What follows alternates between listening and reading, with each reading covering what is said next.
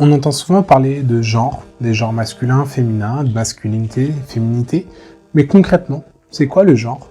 Et plus encore, en quoi pourrions-nous parler d'une matrice du genre?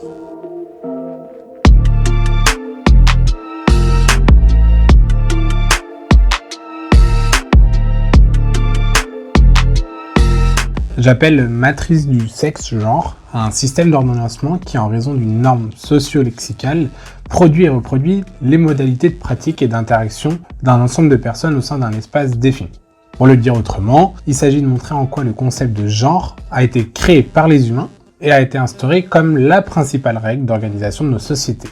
L'idée d'une division binaire naturelle, d'une frontière intangible entre personnes selon deux sexes différents, s'est en effet ancrée comme le modèle de base de nos sociétés contemporaines.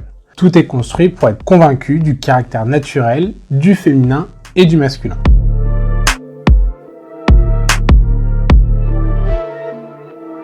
La société moderne a créé une réalité sociale dans laquelle certaines personnes, des hommes, sont placés en position de domination. La valeur différentielle des sexes, c'est-à-dire l'idée qu'un homme, un garçon, parce qu'il possède un sexe déterminé comme masculin, serait toujours dominant vis-à-vis d'une fille, d'une femme, qui n'existerait quant à elle que par la négative, le non masculin, relève d'une manipulation symbolique des faits biologiques. Autrement dit, c'est la société qui a créé la domination sociale de l'homme en établissant deux classes sexuelles et selon un seul critère, le sexe biologique, autrement dit, des caractères sexuels jugés dominants. Ainsi, dès sa naissance, toute personne est immédiatement et a priori pour l'ensemble de sa vie, c'est en tout cas le sens recherché par une telle pratique, située dans l'une ou l'autre des deux classes sexuelles. On est classé, soit c'est une fille, soit c'est un garçon.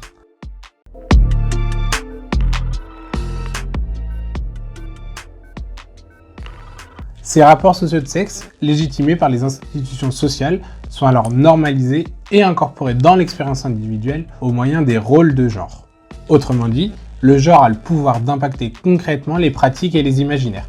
Trois valeurs principales sont socialement instituées et diffusées. L'idée de binarité, on est soit homme, soit femme. La hiérarchie, le masculin est dominant et s'exprime publiquement. Le féminin est dominé et se rapporte au privé. Et enfin, la complémentarité, l'idée que la sexualité, c'est toujours un homme et une femme. Rien contre les homosexuels, on les aime et c'est contre nature. La supériorité du masculin est ainsi inscrite dans la langue. Lorsque tu es une fille-femme, tu n'as qu'un seul mot pour dire ton être et ton ascendance, ta dépendance et ton identité. Là où il y a une différence linguistique, et donc une reconnaissance différenciée, entre un garçon-homme, son identité, et un fils-mari, son lien d'ascendance familiale. Cela contribue aussi à des mises en jeu spécifiques dans l'espace social. Il a notamment été montré que les footballeuses ou boxeuses mettent en place des processus voués à conformer leur identité de genre et répondre aux injonctions des modèles de féminité pour contrebalancer leur engagement dans des sports jugés virils.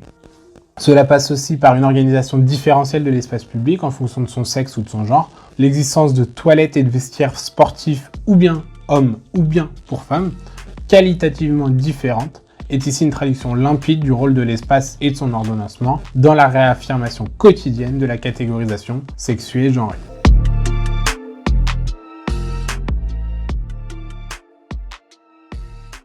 Faire le genre reste la condition sine qua non pour être pleinement reconnu en tant que membre de la société. C'est par exemple l'idée d'avoir soit le sexe masculin soit féminin sur sa carte et ses papiers d'identité.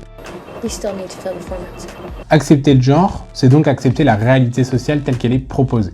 La matrice du genre exclut par la même occasion toute personne qui sortirait de ce schéma binaire et donc constitue une violence en tant que telle.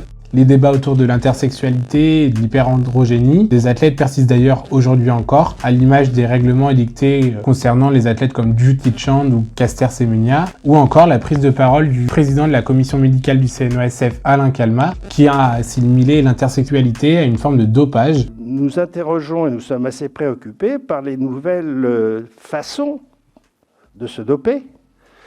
Je veux parler d'abord, est-ce un dopage ou n'est-ce pas un dopage? Mais en tout cas, c'est quelque chose qui tient à l'éthique. C'est ce qu'on appelle l'intersexualité, c'est ces problèmes de testostérone qu'on voit chez les femmes en particulier.